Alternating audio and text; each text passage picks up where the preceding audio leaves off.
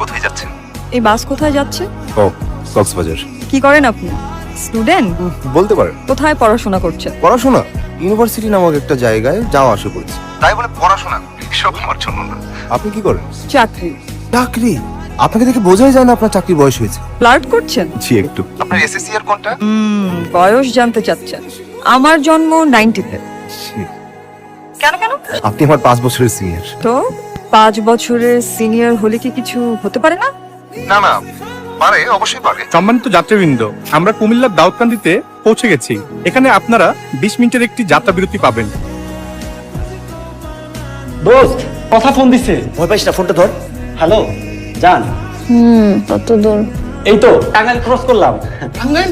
কক্সবাজারের মধ্যে টাঙ্গাইল করতে আসবো? হ্যাঁ, আমি তো ভোর বাসে উঠে গেলাম। চিৎকার করে কে? এই বাদাম, এই মামা বাদাম লন, বাদাম লন।